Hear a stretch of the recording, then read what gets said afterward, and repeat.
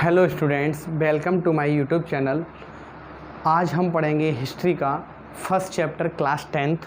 अब मैं आपको समझा दूं, जो हिस्ट्री का फर्स्ट चैप्टर है क्लास 10th में आपकी बुक में एक डायग्राम दिया हुआ है। अब उस डायग्राम को पहले समझ लें। देखो, उस डायग्राम में एक क्राउड है। क्राउड स्टैच्यू ऑफ लिबर्टी की साइड जा रहा है। तो वहाँ के जो पीपल्स थे वो पहले क्या है, फ्रीडम के लिए अपनी डिमांड्स करते हैं।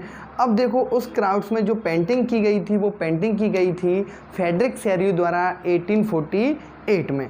अब देखो, मैं यहाँ से आपको थोड़ा पॉइंट समझाता हूँ। तो अपने फर्स्ट चैप्टर का नेम था rise of nationalism in Europe. अब इसमें जो फर्स्ट पॉइंट था वो था नेशनलिज्म इन यूरोप, यानी नेशनलिज्म इन यूरोप में कौन कौन सी कंट्रियाँ आती हैं, वो France, Germany, Italy and Britain. इन कंट्रियों में पहले फ्रीडम की डिमांड हुई। अब फ्रीडम की डिमांड होने पर एक पेंटिंग बनाई गई। जो पेंटिंग का डिजाइन किया गया वो किया गया फ्रेडरिक सेरियो के द्वारा। फ्रेडरिक सेरियो के द्वारा पेंटिंग का डिजाइन किया गया, वह डेट थी 1848 में फ्रेडरिक सेरियो के द्वारा पेंटिंग का डिजाइन किया गया। एंड उस डिजाइन का जो मेन लक्ष्य था वो था the dreams of a world wide democratic and socialism Republic.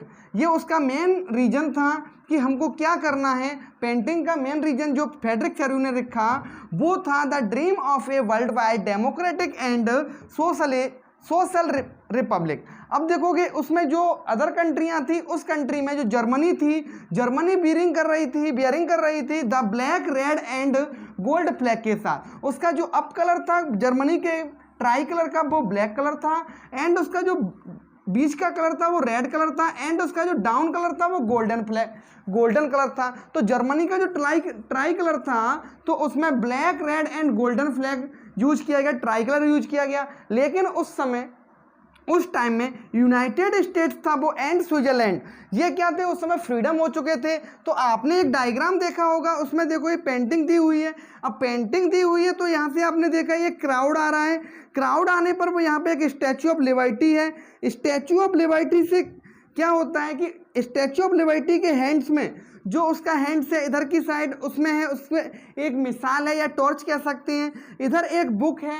अब बुक होने पर पहले क्या होता था कि टॉर्च तो होती नहीं थी, पीपल्स के पास मिसाइल होती थी जो एंशियंट टाइम में चलती थी, जिसमें अपन क्या लगा देते थे, आपने देखा होगा महाभारत रामायण में जो पुराने समय के किंग हुआ करते थे वो उसमें क्या लगा दिया करते थे, आग लगा दिया करते, जिससे वो मिसाइल जलती रहती थी। अब आपने देखा कि इधर अब ये मिसाइल क्या है, टॉर्च दे रही है। इधर एक बुक थी जो इसमें अब इधर देखेंगे, इधर जो एक डायग्राम दिया हुआ है तो उसमें एक पादरी यानी गॉड खड़े हुए जो यहाँ के पीपल्स हैं, जो यहाँ के क्रांतिकारी हैं, उन पीपल्स को ये देख रहे हैं। अब देखने के बाद कुछ पीपल्स क्या हैं, यहाँ पे एंट्री कर जाते हैं, कुछ बाहर निकल जाते हैं, किससे, स्टैच्यू ऑफ लिबर्टी से। तो वो पीपल्स क्या हो जाते हैं, फ्रीडम हो जाते हैं। फ्रीडम होने के बाद एक नए नेशनलिज्म की शुरुआत होती है।